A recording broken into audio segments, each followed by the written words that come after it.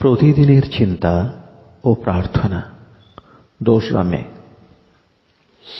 দিনের প্রধান চিন্তা, জানো তোমার জীবনের অমূল্য রত্নালঙ্কার হইল দীনতা।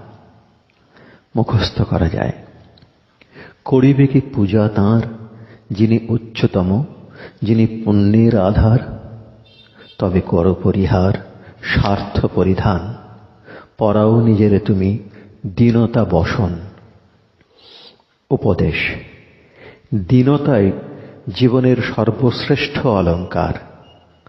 যদি তুমি নিতান্ত দীনভাবে তাঁহার হাতে নিজের হাত ছাড়িয়া দাও, তবে কেহই তোমাকে ভগবানের আশ্রয়চ্যুত করিতে পারিবে না। সত্যই যদি তুমি বিনত হৃদয়ে তাঁহার কাছে আসো, তবে কাহারও তোমাকে তাঁহার সঙ্গ বিচ্ছিন্ন করিবার ক্ষমতা নাই। কোন কোন লোক ভগবানের আশীর্বাদ লাভ করিয়া সেই কৃপা সঞ্চিত করিতে পারে।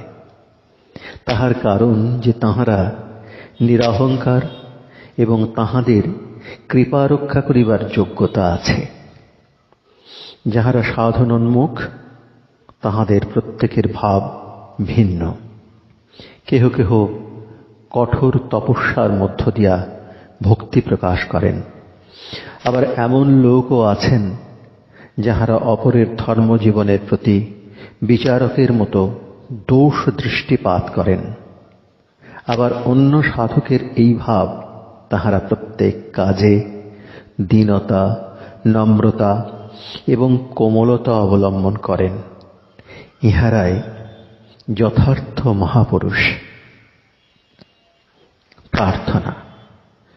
হে প্রভু, সর্ব আশীর্বাদ দাতা, আমাকে যাহা যথার্থ দীনতা সেই ধন দান করো।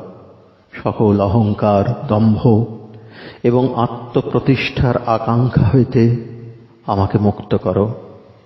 এ হৃদয়কে এমন দীনতায় ভরিয়া রাখো যে আমি যেন নিরহংকার ও সরল হইয়া সকল কাজ করিতে পারি। আমার এই মন যেন তোমার বিরাট মহিমা চিন্তায় মগ্ন হয় এবং তোমার সঙ্গে অভিন্নতা অনুভব করে।